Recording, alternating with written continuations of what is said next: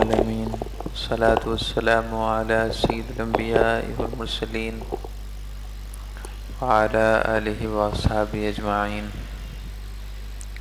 اللهم صل على سيدنا ومولانا محمد وعلى آل سيدنا ومولانا محمد وبارك وسلم. اعوذ باللہ من الشیطان الرجیم. بسم اللہ الرحمن الرحیم. ینادونہم الم نکن معکم قالوا بلی ولکنکم فتنتم انفسکم وتربصتم وارتبتم وغرتکم الامانی حتی جاء امر اللہ وغرکم باللہ الغرور. صدق اللہ العظیم. آپ سے درود ابراہیمی پڑھ لیجئے. اللہم صلی علی محمد وعلی آل محمد کما صلیت علی ابراہیم وعلی آل ابراہیم انک حمید مجید. اللہم بارک علی محمد وعلی آل محمد کما بارکت علی ابراہیم وعلی آل ابراہیم انک حمید مجید. اللہ تعالیٰ نے قرآن پاک میں قیامت کے اس منظر کا ذکر فرمایا ہے جب منافقین اپنی منافقت کی وجہ سے جہنم رسید ہوں گے، جہنم پہنچیں گے، اور اہل ایمان اللہ کے دیے ہوئے نور کے ساتھ سلامتی اور عافیت کے ساتھ جنت میں داخل ہو چکیں گے. تو اس وقت اہل نفاق منافقین جو بظاہر ایمان لے آئے تھے مگر ان کا ایمان قابل قبول نہیں ہوگا، وہ ان اہل ایمان سے کہیں گے کہ الم نکم معکم، ہم دنیا میں تمہارے ساتھ تھے، ہم دنیا میں تمہارے ہی اعمال کرتے تھے جو تم کرتے تھے، لیکن کیا وجہ ہے کہ تم جنت میں پہنچے ہو اور ہم جنت نہیں پہنچ سکے؟ تو اس کے جواب میں اہل ایمان ان وجوہات کا ذکر کریں گے، ان اسباب کا ذکر کریں گے جن کی وجہ سے وہ جنت نہیں پہنچے ہوں گے، جن اسباب کی وجہ سے منافقین کو جنت نہیں ملے گی. اس کا ذکر پچھلے 2 درسوں سے آپ سن رہے ہیں. اللہ تعالیٰ نے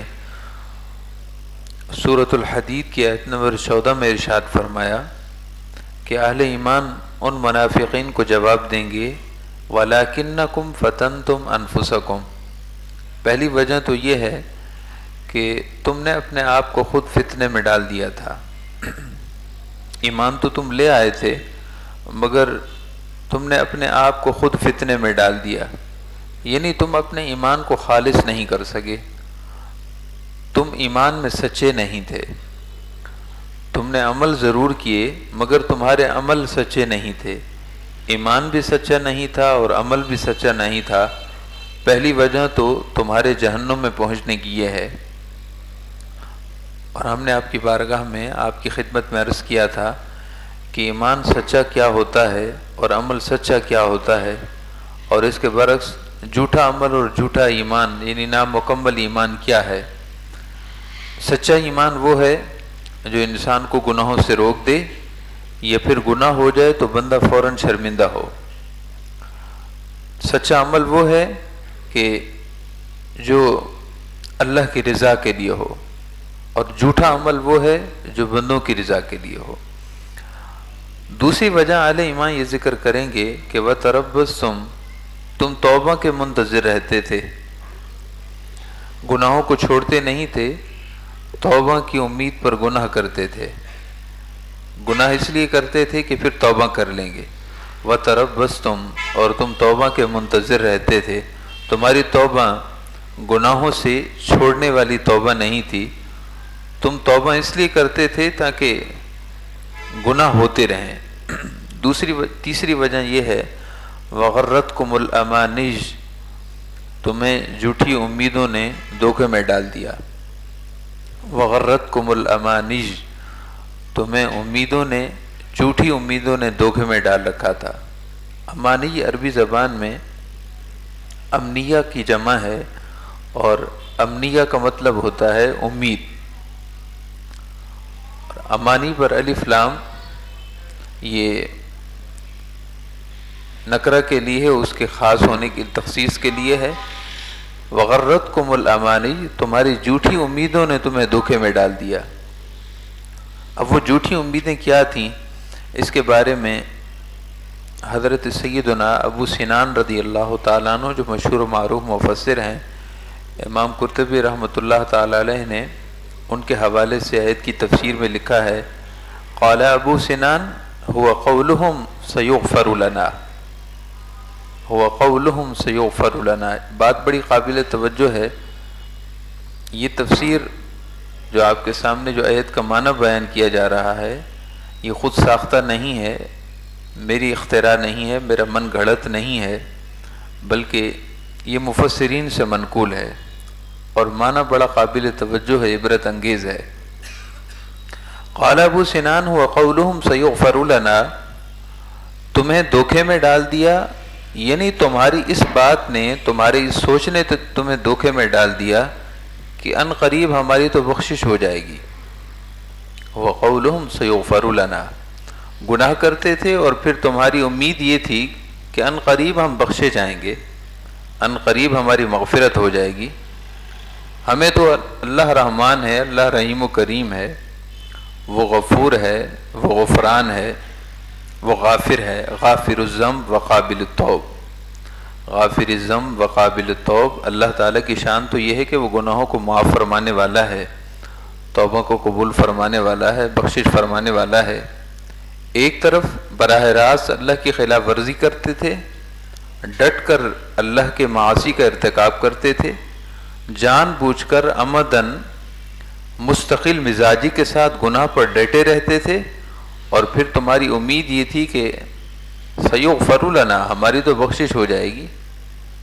جب اللہ کی بارگاہ میں حساب کے لیے حاضر ہوں گے تو وہ ہم پر مغفرت کی بارش فرما دے گا، اور ہمیں بخشش فرما کر ہمیں جنت میں سلامتی کے ساتھ داخل فرما دے گا۔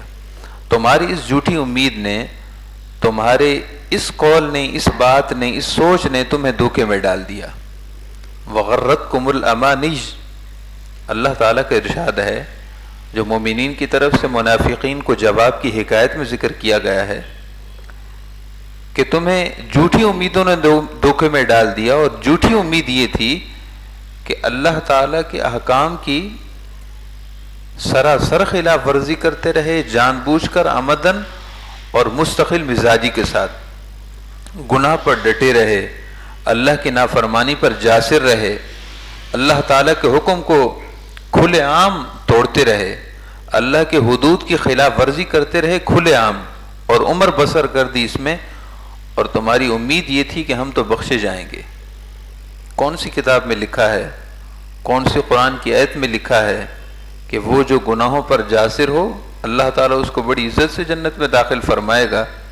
یہ انسان کا دھوکہ ہے، اور اللہ تعالیٰ نے واضح فرما دیا غرتکم الامانی، یہی تو دھوکہ ہے جس میں تم مبتلا ہو۔ مغفرت تو اس کے لیے ہے جس سے گناہ ہو تو فوراً توبہ کر لے۔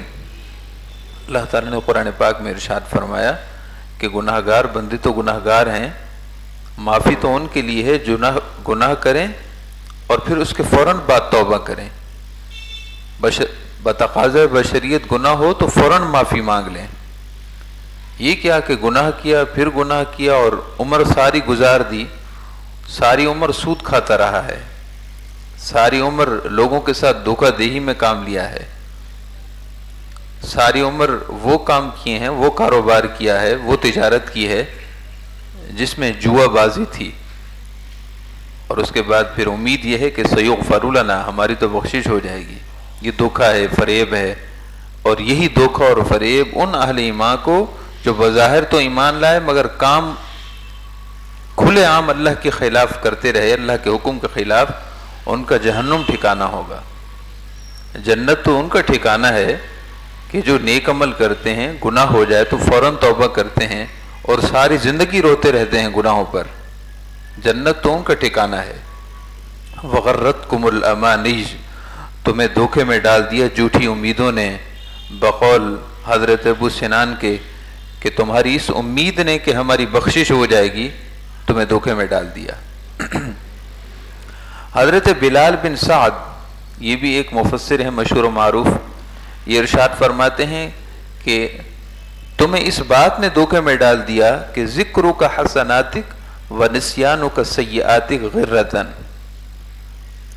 ذکرو کا حسناتک و نسیانو کا سیئاتک، اے منافقین اگر تم دوزخ میں پہنچے ہو تو تمہیں دوزخ میں پہنچانے والی یہ جھوٹی امید تھی کہ تمہاری جو چند ایک نیکیاں تھیں ہمیشہ ان کو یاد رکھتے تھے، اور جو گناہوں کے تم نے انبار لگا دیے ان کو تم نے فراموش کر دیا، گناہوں کے انبار لگائے، گناہوں کے پہاڑ جمع کر دیے، گناہوں کی تم نے ندیاں بہا دیں، اور وہ جو چند ایک نیکیاں تم نے کی تھیں وہ ان کی بھی حقیقت اللہ جانتا ہے وہ کس قدر خلوص میں تھیں، وہ جو چند ایک نیکیاں تھیں وہ یاد رکھتے تھے، اور جو گناہوں کے تم نے انبار جمع کر دیے ان کو بھلا دیا۔ یہ بھی دھوکہ ہے، اور یہ وہی دھوکہ ہوگا جو منافقین کو دوزخ میں پہنچانے کا سبب ہوگا۔ اس لیے ہمارے بزرگان دین کا طریقہ یہ رہا ہے کہ کبھی اپنی نیکیوں کو یاد ہی نہیں رکھا، اور گناہ 30 سال کے گناہ یاد رکھتے تھے، 20 برس، 25 برس، 80 برس تک ایک ایک گناہ پر روتے تھے۔ ایک بزرگ کے بارے میں ہے، وہ کعبہ شریف کا طواف کر رہے تھے اور خوب رو رہے تھے۔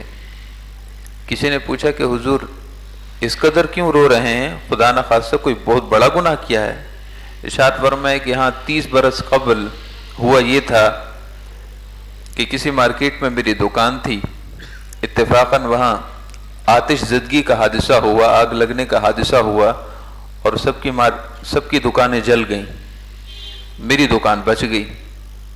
جب مجھے اطلاع دی گئی کہ مارکیٹ میں آگ لگی ہے، سب کی دکانیں جل گئی ہیں لیکن آپ کی دکان بچ گئی ہے، تو میں نے اس پر الحمدللہ پڑھا، اور موقع بھی الحمدللہ پڑھنے کا تھا۔ فرمانے لگے مجھے افسوس یہ ہے کہ مجھے اپنی دکان بچ جانے کی خوشی تو ہوئی، لیکن دوسرے مسلمانوں کی دکانوں کے جل جانے کا افسوس کیوں نہیں ہوا؟ یہ افسوس نہ ہونا بھی گناہ تھا۔ دوسرے اہل ایمان کی دکانوں کے جل جانے کا مجھے افسوس نہیں ہوا، اس افسوس نہ ہونے کو میں اتنا بڑا گناہ سمجھتا ہوں کہ 30 سال سے اس پر رو رہا ہوں۔ ایک بزرگ کے بارے میں، غالباً ان کا نام حضرت سماک ہے، ان کے ہاں کوئی مہمان آئے، انہوں نے ان کے لیے مچھلی کی ضیافت کی، مچھلی کا اہتمام کیا۔ جب وہ مہمان مچھلی کھا چکے تو مچھلی کی اسمیل ہوتی ہے، بو ہوتی ہے، تو اس کو ہاتھوں سے دور کرنے کے لیے میرے پاس مٹی موجود نہیں تھی۔ پہلے لوگ بطور صابن مٹی کو استعمال کرتے تھے، تو مٹی موجود نہیں تھی کہ میں ان کے ہاتھ دھلواتا، تو میں نے اپنے پڑوسی کی دیوار سے کچھ مٹی کھرچ لی، کچی دیوار سے مٹی کھرچ لی اور اپنے مہمان کے ہاتھ دھلوا دیے۔ جب ہاتھ دھلوا چکا تو خیال آیا کہ اوہو، میں نے تو پڑوس کی حق تلفی کی ہے، اس کی کچی دیوار سے مٹی میں نے بلا اجازت کھرچی ہے، اجازت بھی لے لی، معافی بھی مانگ لی، پھر بھی وہ 30 سال تک اس گناہ پر روتے رہے۔ تو محترم معزز سامعین کرام، حضرت سیدنا بلال ابن سعد فرماتے ہیں کہ یہ منافق کی نشانی ہے کہ نیکیاں تو یاد کرے مگر گناہ بھول جائے، یہ منافق کی نشانی ہے، اور یہ وہ دھوکہ ہوگا جو اسے جہنم تک پہنچا دے گا۔ کامل مومن وہ ہے، مخلص مومن وہ ہے کہ جو اپنی نیکیوں کو یاد نہ رکھے، نیکیوں کو اللہ کی رحمت سمجھے، نیکیوں کو اللہ کی توفیق سمجھے، نیکیوں کو اللہ تعالیٰ کی عنایت سمجھے، اس کو اپنی طرف منسوب نہ کرے۔ ہاں گناہ ہو اور کئی سال پہلے کا بھی گناہ ہو، اس کو یاد رکھے۔ یہاں تو معزز سامعین کرام حال یہ ہے کہ ہم دوسرے کا پیسہ ہڑپ کر جاتے ہیں، لاکھوں روپے، اور اس کے بعد آنے والے سال میں حج کر لیتے ہیں، سب معاف ہو گیا، اس کے بعد ڈیکار بھی نہیں دیتے جیسے ہم نے کچھ کیا ہی نہیں، نہ اس کے پیسے واپس کیے۔ وہ بیچارہ ساری زندگی ان پیسوں جو لاکھوں روپے اور کروڑوں روپے میں بعض دفعہ صورت بن جاتی ہے، وہ بس اسی قرضے میں مقروض رہا، وہ اور اس کے خاندان والے۔ اور ان صاحب نے ایک حج کر لیا یا اس کے بعد 2-4 نیکیاں کر لی تو آزاد ہو گئے، اور کبھی محسوس ہی نہیں ہونے دیا کہ میں نے کوئی گناہ کیا ہے۔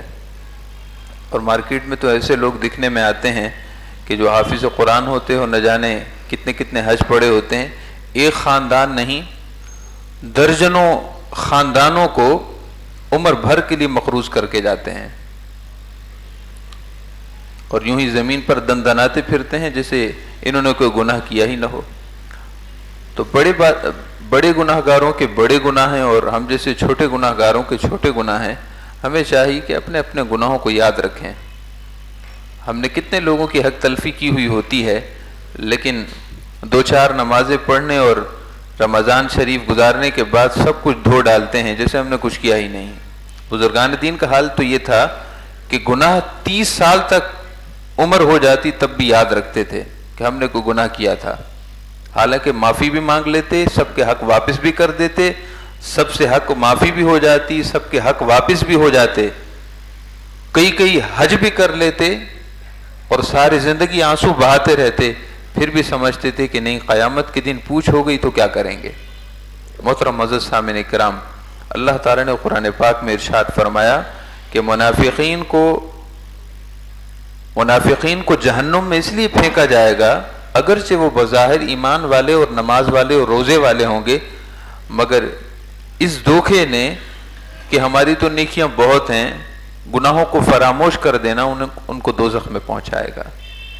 جو نیکیوں کو یاد رکھے اور گناہوں کو بھول جائے وہ منافق ہو جاتا ہے، اور جو گناہوں کو یاد رکھے اور اپنی نیکیوں کو اللہ کی رحمت سمجھے وہ سچا مومن ہے۔ اللہ تعالی ہم سب کو ایمان کی سچائی اور اعمال کی سچائی عطا فرمائے۔